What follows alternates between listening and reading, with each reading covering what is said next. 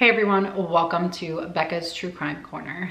If you're new, I'm Becca, and if you like solved, unsolved, missing persons cases, be sure to hit that subscribe button and turn on your bell notifications. Okay, let's hop right into today's case, and let me tell you guys, it is a doozy. This case is one of those cases where it's like, you just can't make this stuff up. Really, it's mind-blowing. The more I dived into this case, the more it was just nuts, really.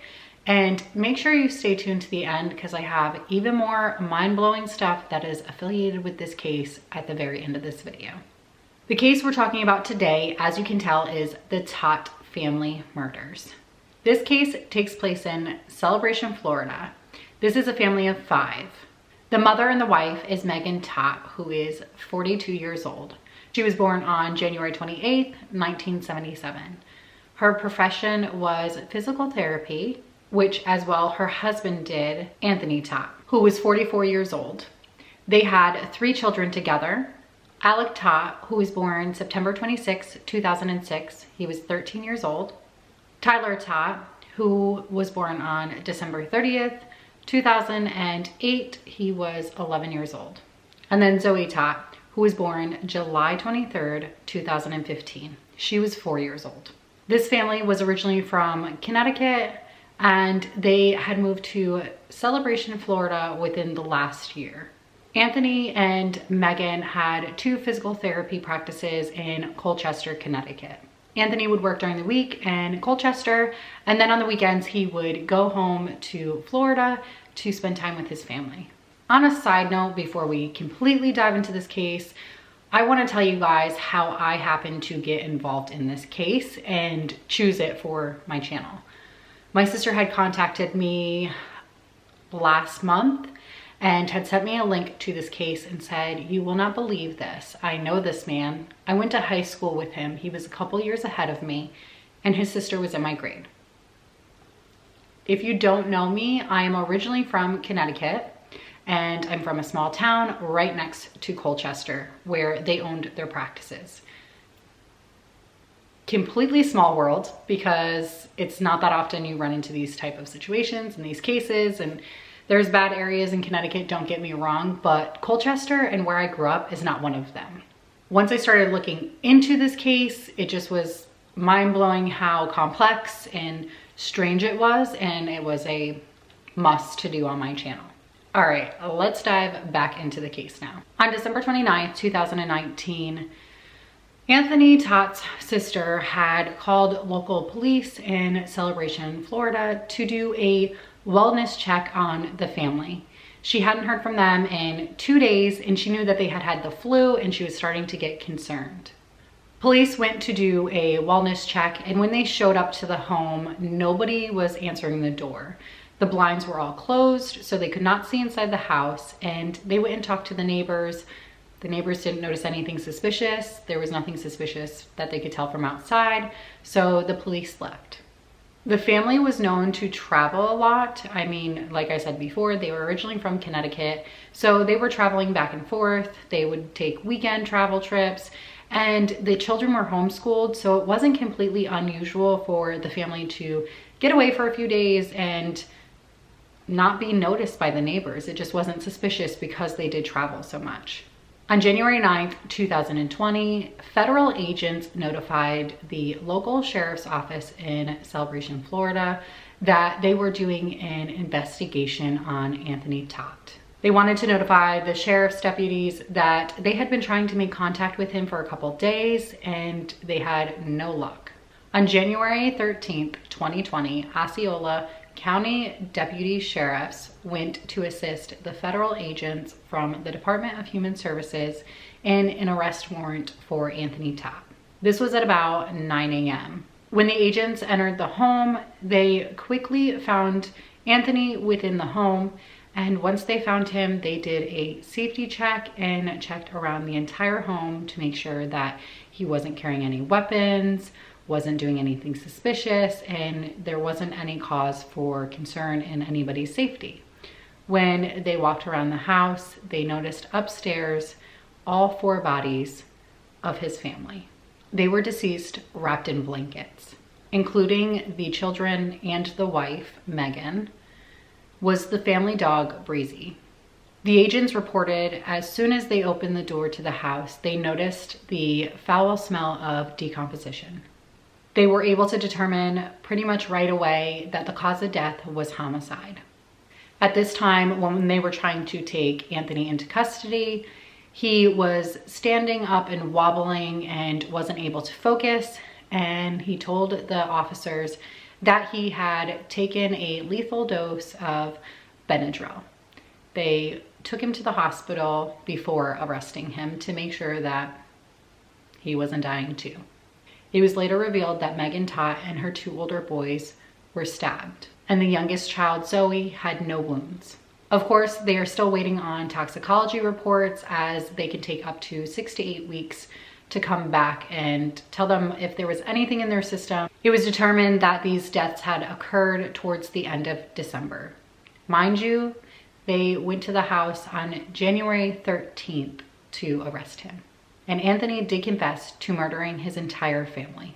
Neighbors had said that they had never witnessed anything that was alarming or made them think that this could ever happen to this family. They seemed completely normal. They were always playing outside. They had a pool and they would spend late nights playing in the pool. The boys were always outside playing basketball. The family was very active and very loving, and the neighbors never saw a single sign that would indicate this. They did, however, state that they did not see the family for quite a few weeks. And like I said before, they were murdered at the end of December, and they went to arrest him January 13th. So he was living in that home with his family's dead bodies for weeks. The fact that he lived in his home for weeks with his family's dead bodies is just mind-blowing to me. That is a whole new breed of crazy. I mean, there is nothing that warrants ever killing your family. But a crime of passion, I don't think you could even withstand living in the house with their bodies for that long, let alone to do such a horrible act to your entire family. To live there, you know it had to have smelled. I mean, the cops noticed as soon as they opened the door, the smell of decomposition. How could you live in that house, not just for a couple days, for weeks? How in the world did he do that? He's a special kind of crazy. A couple days before the bodies were found, their landlord actually came to their house and knocked on the door. Nobody answered. He had talked to one of the neighbors and had mentioned that they were late on their rent and that he thought that they might have moved out because a few days before that, he turned the electricity off. The Todt family rented this house last May, and their rent was about $4,000 a month, and they had owed the landlord over $6,000 in back rent. As I mentioned before, Anthony Todt owned 2 physical therapy offices in Colchester, Connecticut. It has not been verified to me, but I'm assuming he owned 2 of them because at one point in time, his wife, who was a physical therapist, probably ran one, and then he probably ran the other one as a physical therapist as well. Come to find out, he was submitting fraudulent insurance claims from 2015 to 2019. And this is why he was being investigated by Connecticut's federal agents. They caught him because on a day that he was closed, he happened to file 16 claims into insurance companies when they weren't even open, and the feds were watching his offices. When they dived into this case, they noticed that his clinics were in severe financial disarray. Anthony had borrowed over $200,000 to keep his businesses afloat. He borrowed this money from 20 different lenders. In August alone, one of those payments was $99,000. Not to mention that his license for being a physical therapist also expired back in September. When agents interviewed him back in November, he openly admitted that he was in financial disarray and that he was living above his means. He also admitted to billing fraudulent charges to insurance companies. One of the things that Anthony noted in this interview was that his wife, Megan, did not know anything about this. Another thing he had mentioned in the interview, that he was billing these insurance companies just to keep paying on the loans every month for his practices. He gained over $130,000 on these false claims. He kept telling the feds whenever they would try and contact him after this interview that he was in the midst of getting a lawyer and that he would get back to them, but he kept blowing them off. In December, Anthony stopped responding completely to the agents. As well, his clinics all closed down and all of his paychecks for his employees started bouncing. Anthony and his family were also facing an eviction at his Celebration home in Florida. Once all of this came to light and the agents found the bodies of his entire family in his house, he confessed to the murders. The charges put against him are multiple counts of homicide, 1 count of animal cruelty, and they will most definitely be pushing for the death penalty. Now, this is where this story gets even more strange and mind-blowing. There is a lot of family history that is included with this family. Not so much the whole family, but Anthony's side of the family. The Todt family has some serious history that has to do with murders and attempted murders. So we're gonna dive into that now. On March 19th, 1980, Anthony was 4 years old and they were living in Pennsylvania. He woke up to the screams of his mother and a gunshot. He walks out of the room and sees 2 men he does not recognize standing in his home. One of them takes him and picks him up and puts him back in his bed. His father, Robert Todt, was out of the house when all of this was happening and when these 2 men came in and shot his wife, Loretta, who was Anthony's mother. The bullet destroyed her left eye and is still to this day stuck in her skull, but thankfully she survived. Anthony's father was arrested on July 25th, 1980 for the attempted homicide of his wife. Come to find out, his father was having an affair with another woman, which he was planning on marrying. On the night that his wife was shot, he was out taking photos with his fiance for their wedding. After a lengthy trial, Anthony's father was convicted of attempted homicide, criminal conspiracy, and criminal solicitation. The strongest witness against Robert Todt was his former student, John Chermont. He testified that he was hired by Robert to shoot and kill his wife. In return for giving this information and testifying, John was guaranteed to get no more than 5 years for shooting Loretta. That's just mind-blowing to me, to be honest. He shoots and attempts to kill somebody and gets less than 5 years. How does that even happen? Why would you make a deal with such a crazy person just to get the man who set the plot? I mean, I guess it's a good way to get them, but at the same time, then the person who actually pulled the trigger is just as crazy and we're just gonna let him out and roam the streets? Okay. John said in March that Robert had came to him and offered him $800 to shoot a woman he described as his babysitter. Robert provided John with a .32 caliber gun and bullets. Originally, Robert took John to Loretta's work to ambush her and abduct her when she was getting off work, to take her to a back road to shoot her and kill her there. But unfortunately for Robert, John was too scared to follow through with this plan. So a few days later, they decided that they would just do it at the house. John was given a key to the house and he entered through the garage. He tried to set up the scene so that it looked like a burglary by ransacking a bunch of things in the home.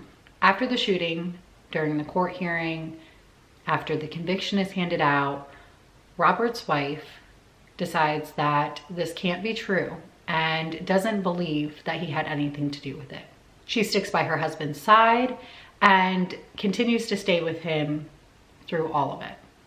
And at some point after this, they moved to Connecticut. Now, I'm not sure if the move to Connecticut was after he got out of prison or it was while he was still in prison. I'm sure a part of them wanted to move and be somewhere where nobody knew their name. Granted, Pennsylvania and Connecticut are not too far from each other, but probably far enough to where not everybody in small town Colchester and where I'm from probably wouldn't know much about it, especially considering it was the 80s and we didn't have social media. So I'm sure there wasn't a whole lot of people from where I'm from that knew really what happened.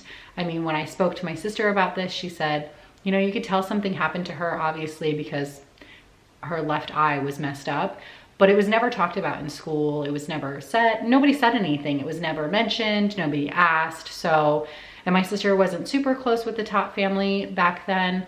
So it just wasn't anything that anybody even knew. Robert Todt was convicted to be in jail for 10 to 20 years, but he only served about 10 years of his sentencing. So I'm assuming they were already in Connecticut whenever he served his sentencing, considering my sister went to high school with them.